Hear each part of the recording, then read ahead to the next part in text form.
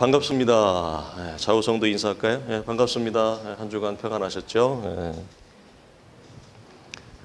우리 황 집사님 네 분은 오래간만에 뵈서 너무 반갑습니다. 우리 아이들 너무 건강하게 잘 지내서 너무 고맙고 감사하고요. 오늘은 마태복음 3장으로 이제 드디어 넘어옵니다. 자, 우리 2장까지 보니까 우리 신년 특별 주제 설교 빼놓고 총 9번의 설교가 있었어요. 1, 2장이 좀 여러분 좀 만만치가 않았죠. 힘들었죠. 2장까지 쉽지 않은 우리 설교의 능선을 우리 사랑하는 성도들이 함께 오시느라고 수고가 많았습니다. 오늘부터는 메시아의 전령사, 왕 앞에 우리가 고대의 영화나 중세 영화를 보면 위대한 왕이 올 때는 그 앞에 누구를 보냅니까? 미리 전령사를 보냅니다. 저는 지금도 기억하는데 예전에 제가 한참 여름에 땀을 흘리면서 남산 서울 순환도로에서 열심히 일을 하고 있는데 갑자기 요란한 사이렌 소리와 더불어서 막 갑자기 시커먼 차인데 그때는 그런 차가 뭔 차인지 몰라. 지금 보면 우리나라 GM 대우의 쉐보레 차인데 완전히 방탄으로 된 그렇게 큰 차를 처음 봤어요. 와, 어마어마하게 큰 차들이 시커먼 차들이 오는데 한쪽에는 미국 깃발, 한쪽에는 한국 깃발 달고 이게 다 통제를 하는 거예요. 쭉. 그래서 막 그 남산 순환도로가 크지 않은 도로거든요. 거기를 다 통제하고 갑자기 쉥쉥쉥쉥 차가 지나가 요란하게 깜짝 놀랐죠. 누가 왔느냐? 미국의 힐러리 국무장관이 한국에 방문했었어요. 그래서 숙소에서 청와대가 남산에서는 가까우니까 갈 때 와, 멋있더군요. 근데 은근히 사람이 기죽대. 어마어마한 큰 차들이 씩씩씩씩 지나가면서 미국 보디가드들 처음 봤어요. 와, 사람들이 골격이 얼마나 큰지. 근데다가 또 얼굴도 시커멓지, 차도 시커멓지. 멋있더라고. 그러면서 난 은근히 기죽고 그랬는데 옛날이나 지금이나 뭐 유명하거나 그다음 위대한 왕들이 올 때는 항상 앞에 누구를 먼저 보내요? 왕의 전령사를 보냅니다. 그리고 그 성 안에 있는 사람들은 그 위대한 왕이 오는 것을 환영하기 위해서 동일하게 사신들을 내어 보내는 이제 그런 그림이 오늘 광야에 외치는 자의 세례 요한의 전체적인 모습이라고 우리 생각하면 좋겠습니다. 이 세례 요한의 사역 이후에 우리가 잘 아는 대로 예수님이 세례를 받으시고 그 다음에 성령에게 이끌리어서 광야에서 시험을 받으시는 유혹을 받는 내용으로 연결되어집니다. 세례 요한은 요즘 젊은 친구들 말로 하면 그의 출생과 그의 삶은 매우 독특합니다. 유니크하다는 말을 많이 쓰죠. 옛날에 유니크라고 하는 단어는 굉장히 어려운 단어였어요. 단어의 레벨로 따져. 근데 요즘은 굉장히 한국이 수준이 높아지다 보니까 요즘은 영어를 몰라도 유니크는 다 아는 유니클로는 아니고 그래서 굉장히 유니크한 인생이에요. 그리고 굉장히 강렬한 사역을 펼칩니다. 그래서 강렬한 사역만큼이나 짧은 생을 아주 드라마틱하게 마치는 그런 삶이에요. 마치 저는 그의 삶을 보면 구약에 누가 떠올라요?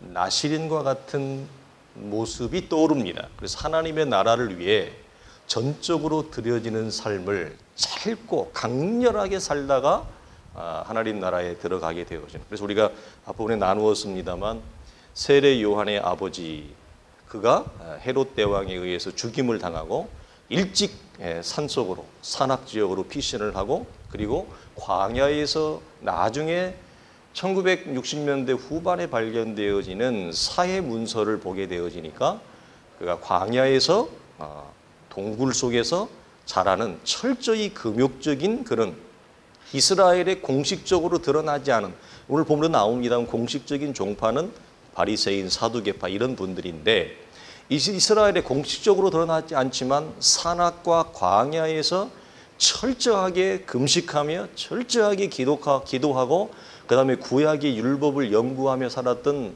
잘 숨겨진 한 종파가 그 에세네파라고 하는 데서 이 세례 요한이 자란 거예요.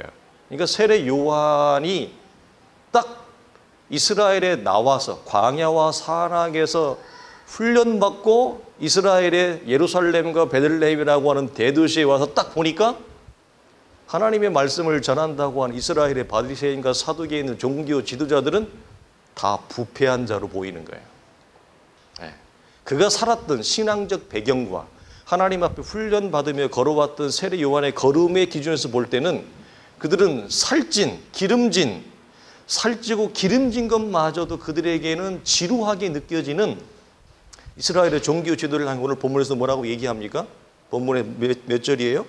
예, 뒤에 보면 7절에 요한이 많은 바리새인과 사두개인들이 세례를 베푸는 대로 옳은 것을 보고 이르되,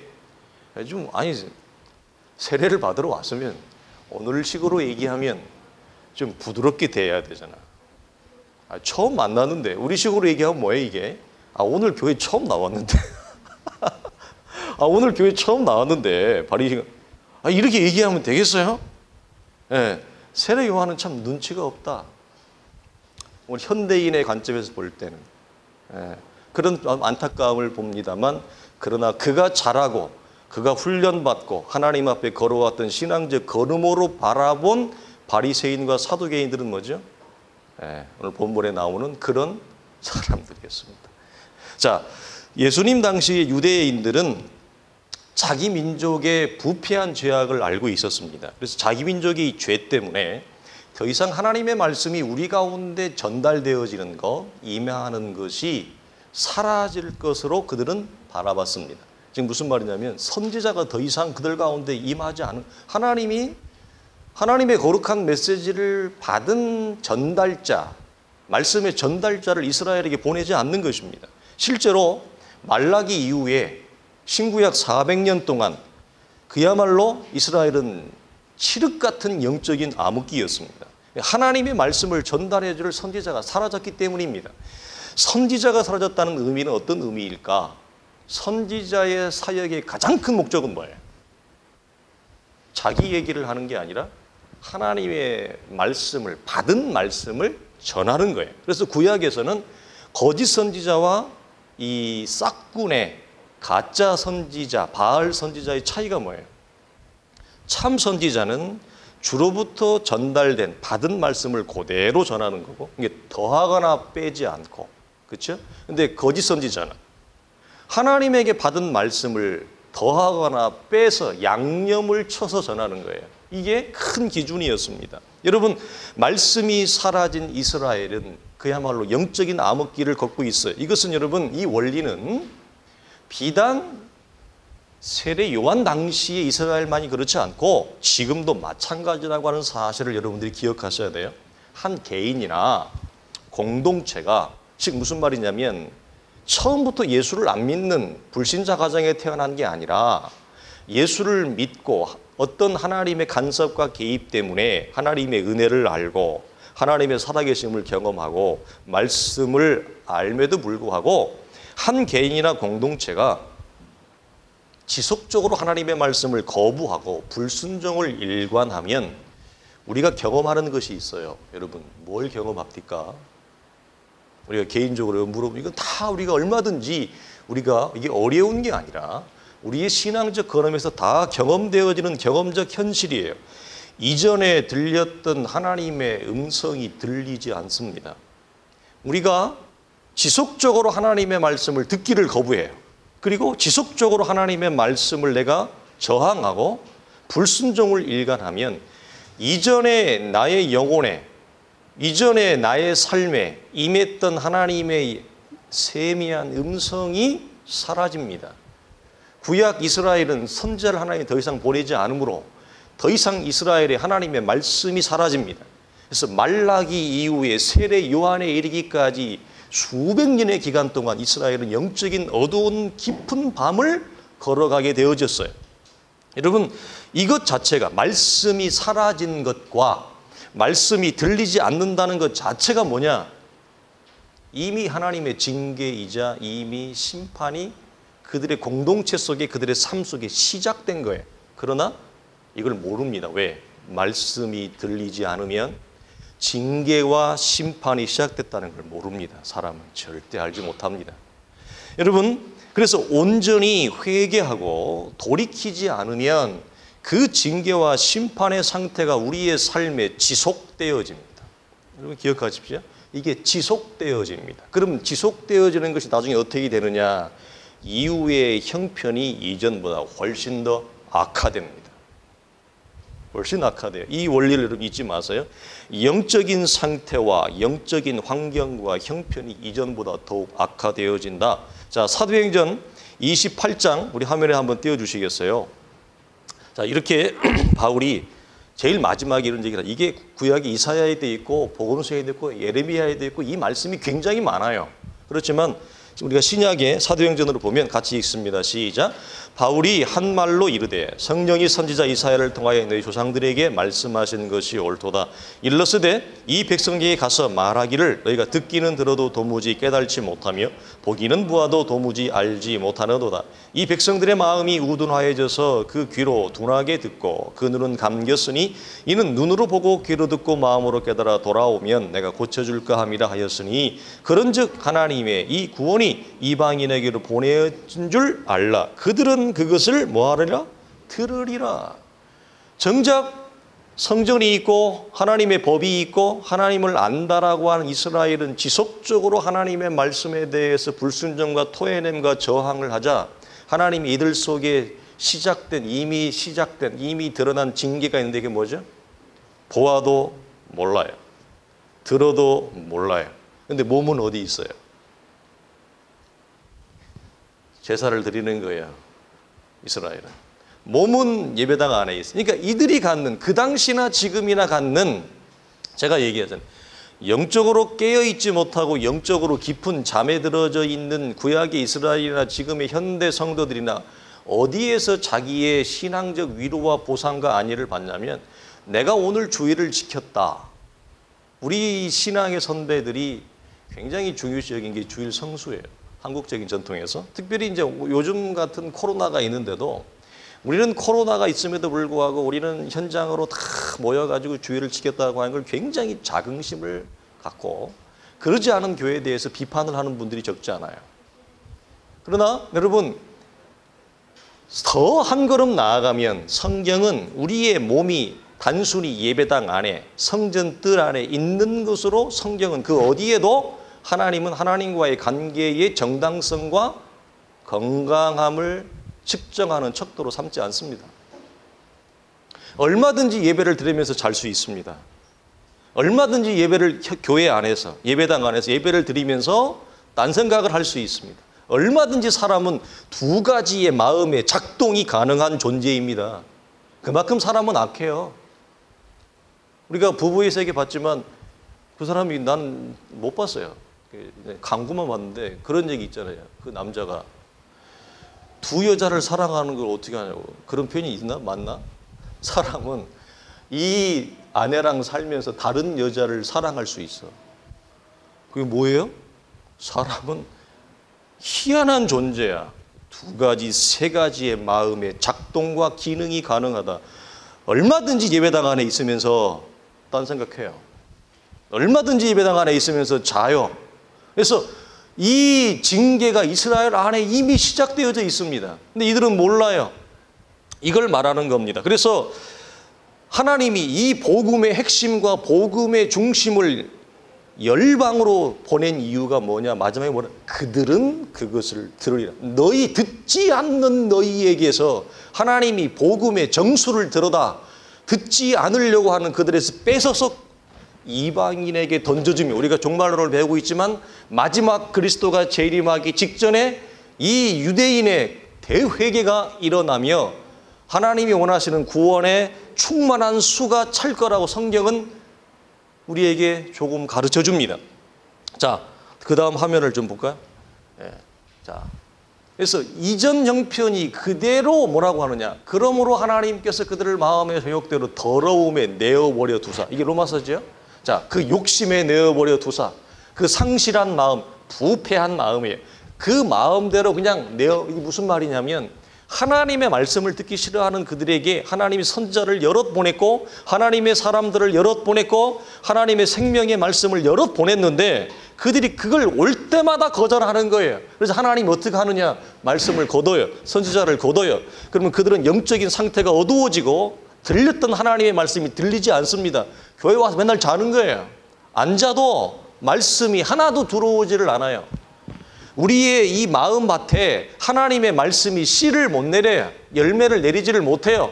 그냥 교회는 왔다 갔다 1년, 2년, 3년, 10년 가는 거예요. 그래서 외형적 문의는 굉장히 헌신적이고 열정적이고 신앙생활 잘하는 사람처럼 보이지만 속은 껍데기예요. 쭉정이에요. 알곡이 아니에요.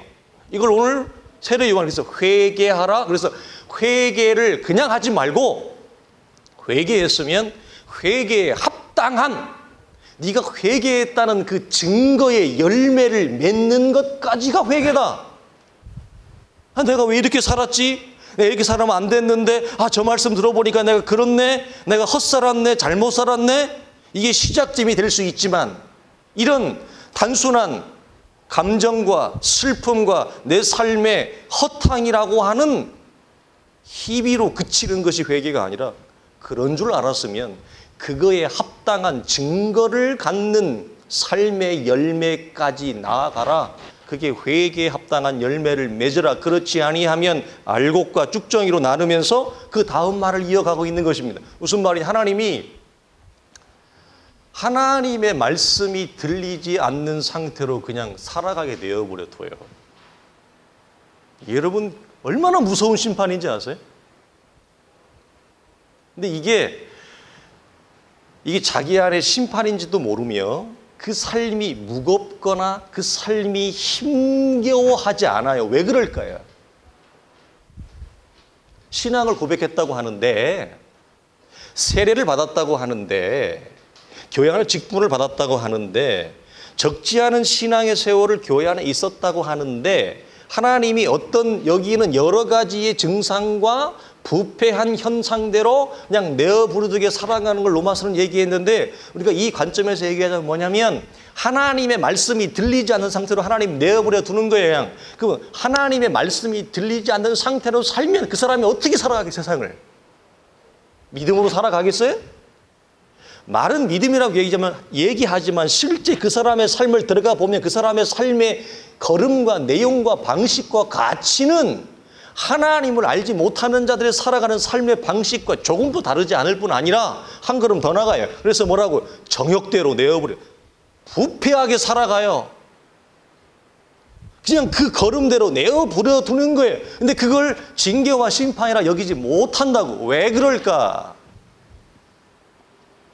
늘 얘기하지만 구원의 문제가 가장 크고 또 하나는 뭐냐면 그 사람은 신앙을 고백했지만 성도로 믿음을 이 땅을 걸어가지만 하나님의 음성과 말씀을 듣고 그 주의 말씀에 순종하여 세상을 살아오지 않았다라고 하는 강력한 반증이요 증거입니다.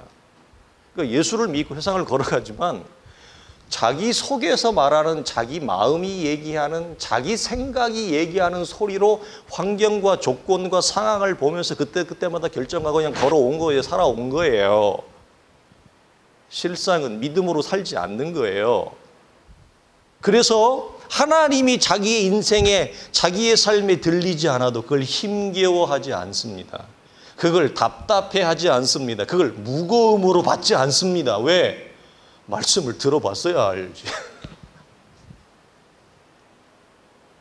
하나님이 내 인생에 말씀하시는 그 세미한 음성을 들어봤어야 그 말씀의 음성이 얼마나 우리에게 힘이요, 생명이요, 기쁨이요, 즐거움이요, 원천인 줄 아는데 그걸 없으니까 힘겨움과 어려움이 없어요.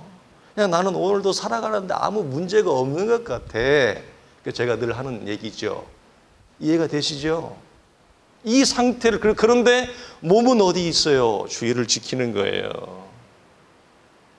몸은 직분을 가지고 있어요. 그러니까 자기는 그것으로 자기의 신앙에 아무런 이상이 없고 만족해요. 매달 들어오는 수입이 고정돼요.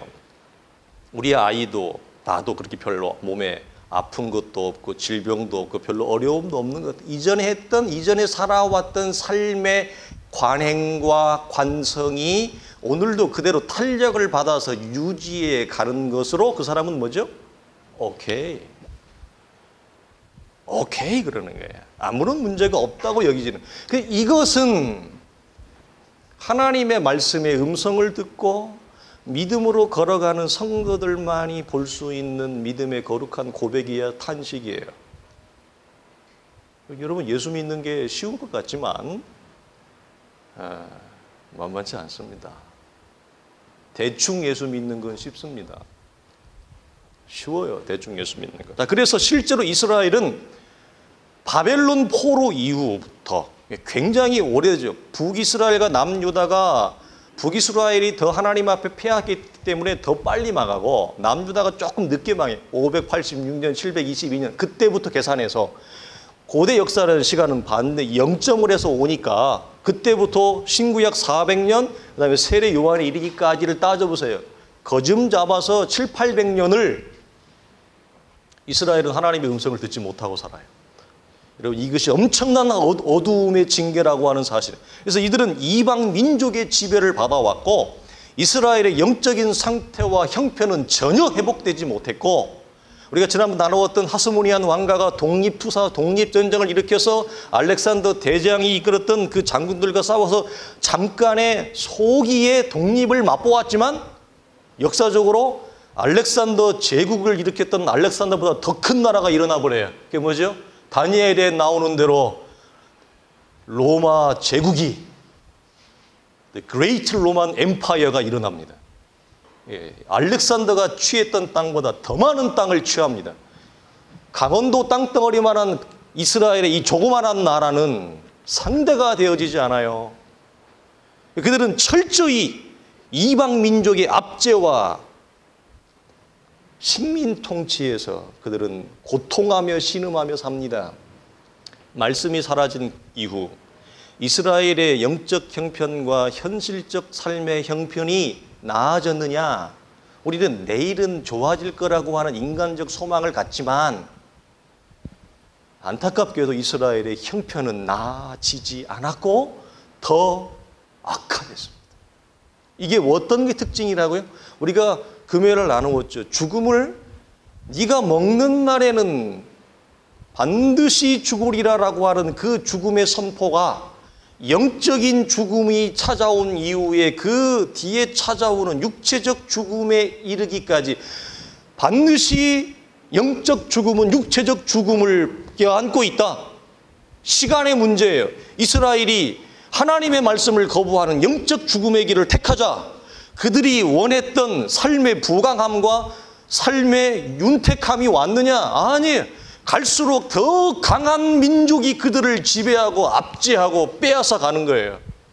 이 원리를 여러분 잊지 마십시오. 이 원리는 지금 현 시대를 살아가는 성도들의 순박한 걸음과 세상을 살아보겠다고 달려드는 오늘날의 작은 시민들 속에도 그대로 적용됩니다.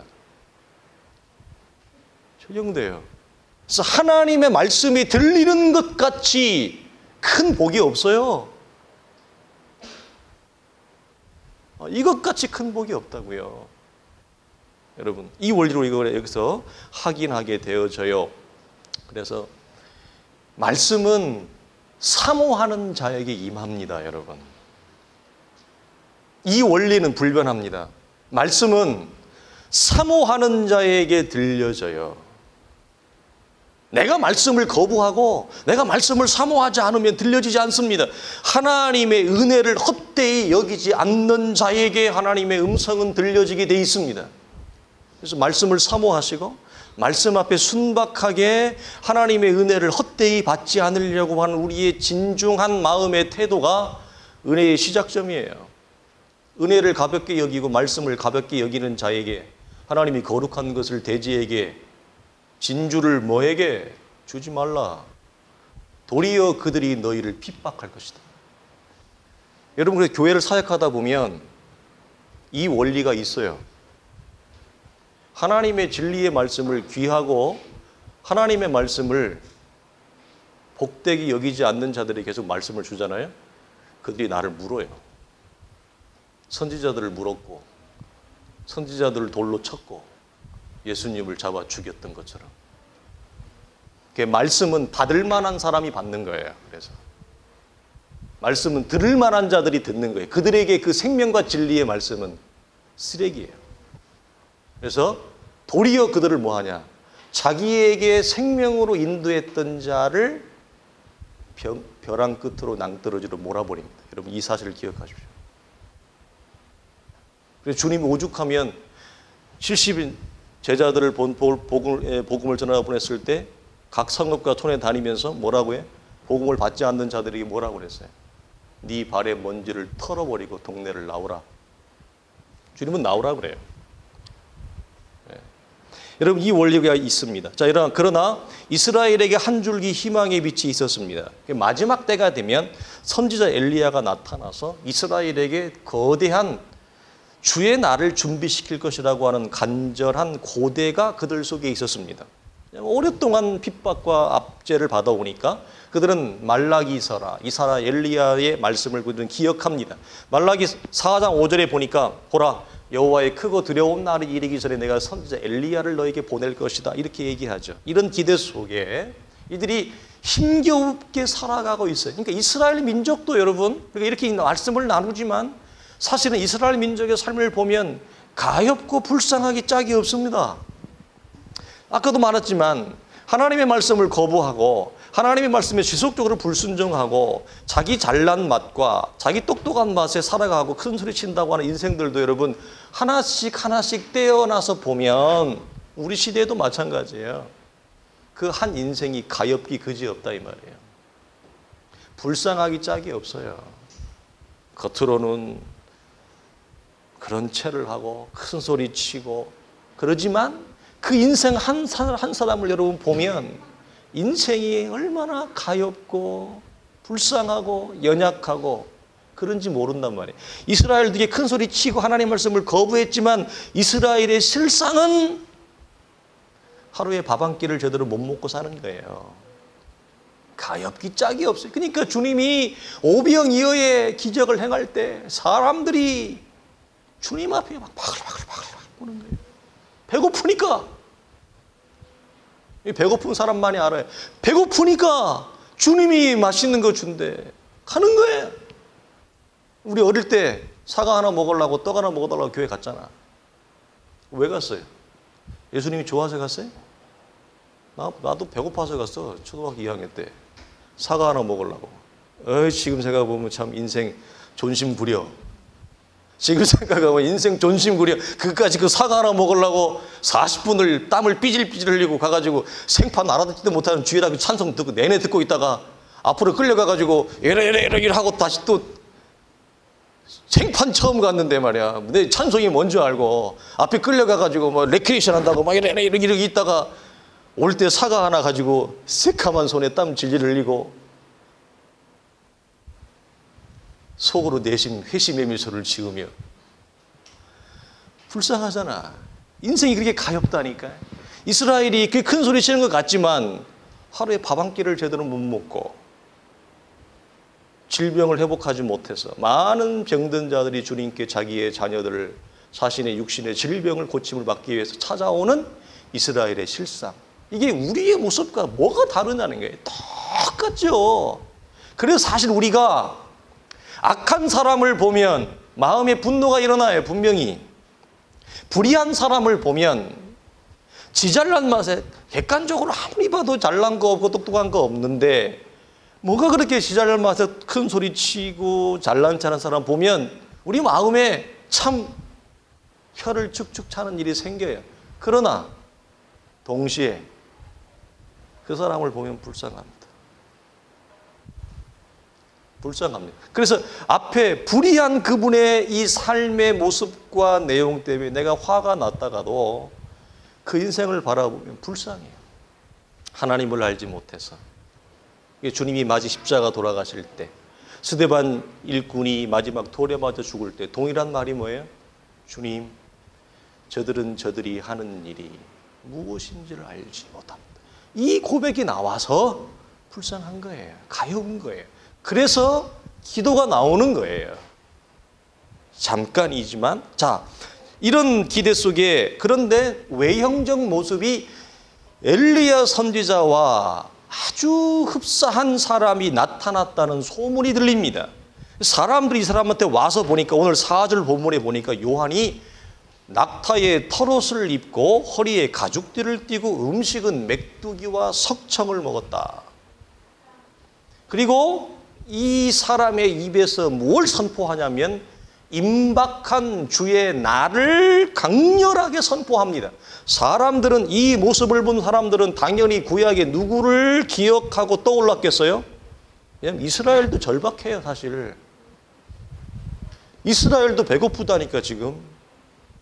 자기도 먹고 살기 힘들어 죽겠는데 로마에다 세금 다 내야 되고 중간에 세금 걷는 인생들은 2배, 3배, 4배 착취해서 먹고 커미션 받고 뛰어 올리고 하니까 얼마나 배고프고 힘들어. 아파도 병원도 못 가고 공부도 못 시키고 그러고 산단 말이에요.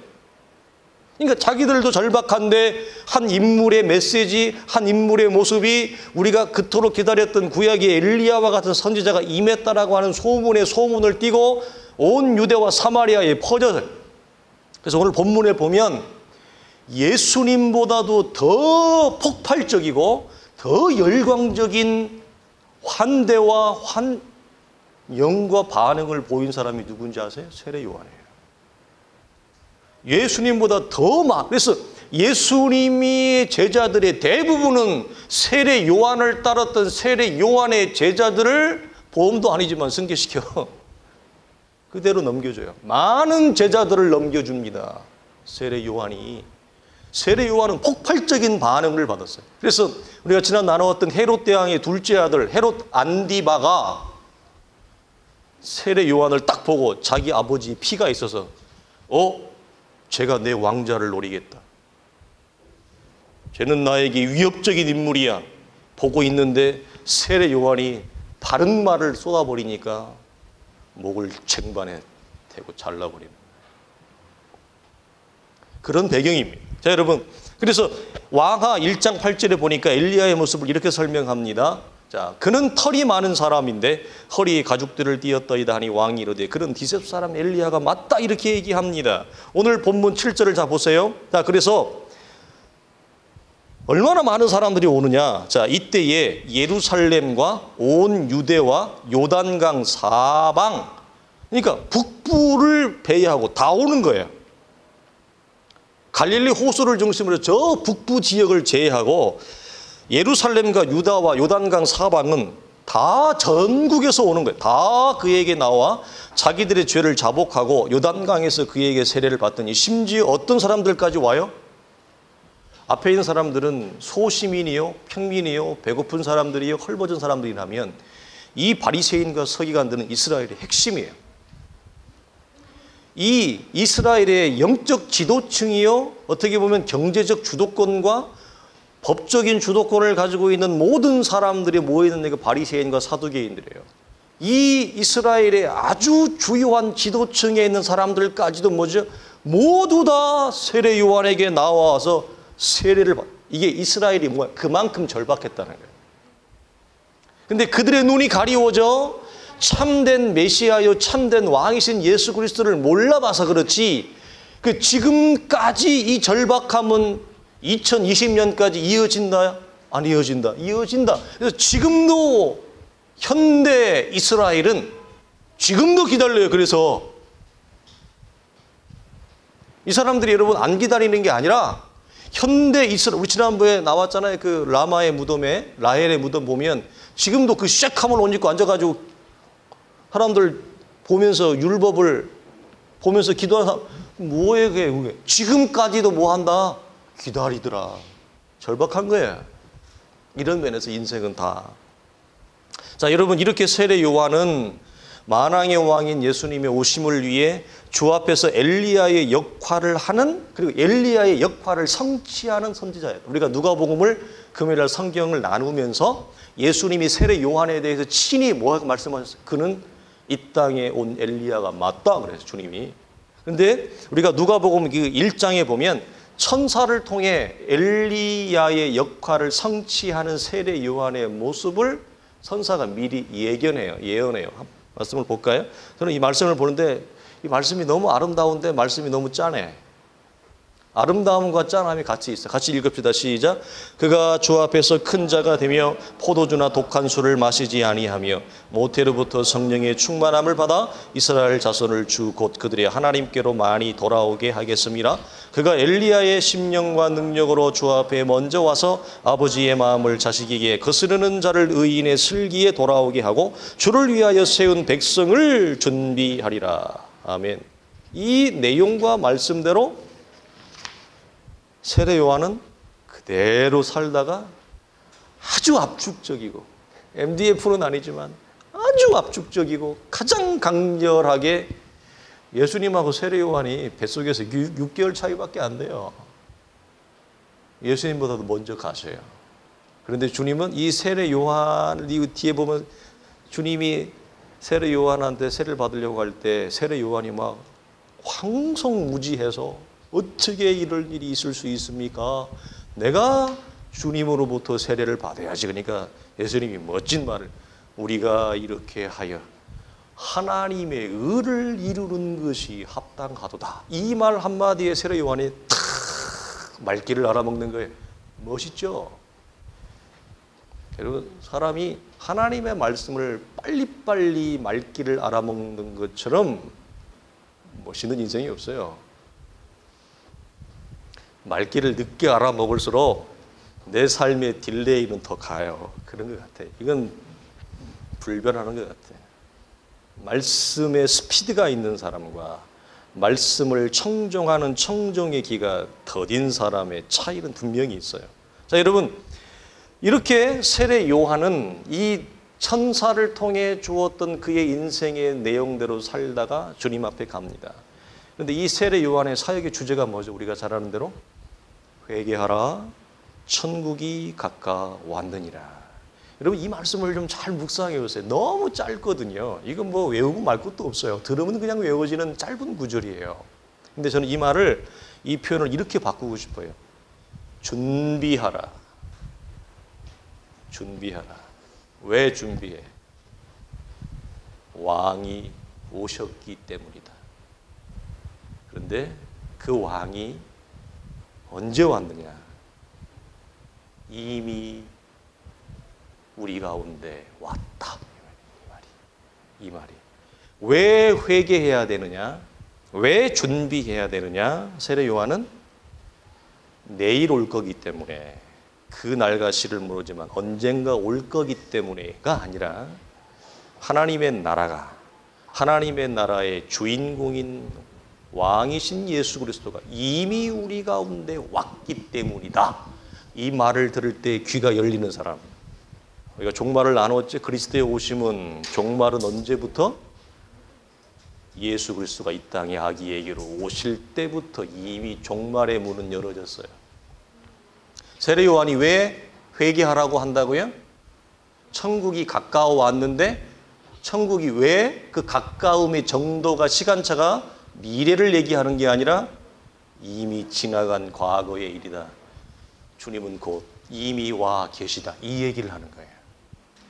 그래서 우리 회개에 합당한 열매를 맺으라라고 할 때 그 뒤에 10절 말씀 보세요. 도끼가 나무 뿌리에 놓였는데 먼 미래에 놓이는 게 아니라 뭐라고 세례 요한이 얘기해요? 이미 지나간 과거에 이미 시작되었다. 하나님의 나라가 이미 임했다. 왕이 이미 우리 가운데 오셨다. 이 얘기를 하는 겁니다. 자, 우리가 앞부분까지만 하고 말씀을 마치겠어요. 다음 주로 이어갑시다. 자, 회개는 요한이 말하기 전에도 구약 성경에 수없는 선지자가 언급했어요. 그런데 이 구약의 선지자들이 요청하는 회개와 세례 요한이 말하는 회개의 근본적인 차이가 있어요. 그리스도가 오시고 난 이후에는 어떤 차이가 있느냐? 이런 거예요.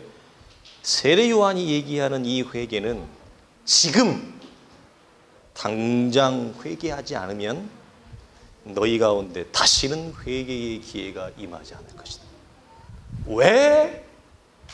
왜? 내일도 있고 모레도 있는데? 아니, 하나님 나라의 왕이 이미 우리 가운데 오셨기 때문이다. 그가 오심은 구원의 완성이자 심판의 주로 오셨는데 이미 너희 가운데 도끼가 나무 뿌리에 이미 놓여져 있기 때문이다. 구약에서는 그들이 회개를 내일로 미루었습니다. 다음으로 미루었습니다. 그래도 그들은 됐습니다. 왜? 하나님의 나라의 왕이신 주님이 아직 사람의 몸을 입고 이 땅에 오지 않았기 때문에. 그러나 세례 요한이 말할 때의 회개의 시점은 이미 왕이 이 땅 가운데 30년 전 이전에 자기보다 6개월 빨리 마리아의 몸을 통해 출산했기 때문에 그걸 얘기합니다. 그래서 여러분, 회개의 기회가 항상 있지 않을 것과 회개의 긴급함과 긴박성을 얘기합니다. 이 부분에 대한 설명이 좀 우리가 길어서 시간상 뒤로 좀 더 갈 것 같아요. 많이 이 부분에 대한 이 부분이 있어서 다음 주로 이 부분을 더 이어가도록 하겠습니다. 그래서 회개의 의미와 세례 요한의 대표적인 주제 메시지예요. 회개의 의미, 그 다음에 하나님의 나라가 이미 오셨다. 그래서 준비하라. 우리가 금요일 나누었듯이 오늘날에 대부분의 성도들이 성경적 불이해를 통해서 갖는 생각하지 못하고 의식하지 못하는 종말에 대한 큰 허점이 뭐예요? 종말은 미래에 이루어질 거라고 생각해요. 그러나 종말은 이미 우리 안에 일어난 일이며 과거의 사건이며 그리스도의 오심과 죽으심과 부활이 다 성취되어지고 그리스도의 재림은 그저 남아있는 종말의 한 부분이요 성취에 불과한 거예요. 그러므로 현대를 사는 성도들은 종말의 중심부에 이미 도달해 있는 거예요. 아니면 중심부를 이미 지났을 수도 있어요. 그래서 언급을 하는 겁니다. 근데 우리가 마태복음 저 뒤에 24장, 25장을 가면 주님이 그 날과 그 시기를 얘기하면서 노아 홍수의 비유, 도둑의 비유, 슬기로운 종과 어리석은 종의 비유, 그다음 우리가 마지막으로 잘 아는 열 처녀의 비유를 얘기합니다. 슬기로운 5과 어리석은 5 처녀. 여러분, 이 네 비유를 얘기하는데 공통점이 뭐예요? 다 실패한다는 거예요. 슬기로운 종, 슬기로운 처녀를 제외하고는 다 실패해요. 실패하는 이유가 뭐냐? 오늘 본문을 중심으로 해서 우리가 생각해 보세요. 이 부분을 우리가 다음 주에 더 이어서 우리가 나누도록 하겠습니다. 기도하겠습니다. 하나님 아버지 감사합니다. 우리 열어가신 복된 주일을 우리 사랑하는 성도들과 더불어 함께 나누며 말씀을 함께 음미하게 하시고 교제하게 하시니 감사합니다. 하나님, 다시금 간구하며 다시금 주 앞에 겸손히 엎드리며 기도합니다. 주님, 우리에게 귀를 열어주시고 우리의 영을 살려주시고 죄와 사망의 세력이 하나님의 말씀을 들을 때, 하나님의 말씀을 받으려고 할 때 우리를 우리의 안에서 방해하며 우리를 하나님의 말씀이 들리지 않도록 갖은 유혹과 잡생각과 딴 생각이 일어나는, 그래서 생명으로 우리로 하여금 이르지 못하도록 하는 이런 어둠의 권세의 역사와 하나님, 내 스스로 하나님의 말씀을 거부하려고 하는 자의적인 불의함과 불순종의 의지가 우리 안에 사라지게 하여 주시어서 온전히 하나님의 나라와 하나님의 말씀이 청명하게 또 하나님 선명하게 들려지며 보여지는 귀한 이 생명과 진리와 빛의 역사가 사랑하는 교회와 성도들의 심령 가운데 임하게 하여 주시옵소서. 특별히 우리 가운데 어린 심령들이 있습니다. 주여, 청소년의 시기를 지나고 있는 우리의 아이들이 있습니다. 주여, 그들을 긍휼히 여기시고 청소년의 시기 속에 이 하나님의 음성과 하나님의 말씀이 열려지며 하나님의 나라가 소망 중에 보여지며 주님을 인격적으로 말씀을 통해 만나는 생명과 구원의 역사들이, 그래서 하나님의 말씀을 사모하고 하나님을 찬송하기를 즐겨하며 하나님을 예배하기를 감격해하며 생명의 말씀을 듣기를 그 무엇보다도 하나님 기뻐할 수 있는 우리의 자녀들이 되어줄 수 있도록 믿음의 견고함과 생명의 자리로 인도하시고 이끌어 주시옵소서. 우리 주 예수 그리스도의 이름으로 간절히 기도하며 축복하옵나이다. 아멘. 이제는 우리 주 예수 그리스도의 은혜와 우리 하나님의 크신 사랑과 성령의 감화감동 역사하심이 생명과 진리의 말씀이 들려지는 역사를 소망하며 말씀을 통해 우리 안에 변화된 하나님의 나라의 중심으로 들어가며 말씀이 지시하는 바를 따라 오늘도 순종함으로 하나님의 거룩한 열매를 맺기를 원하는 사랑하는 성도들의 복된 신앙의 걸음과 말씀의 사모함과 은혜를 사모함 속에 이제로부터 영원토록 항상 함께 있을지어다. 아멘.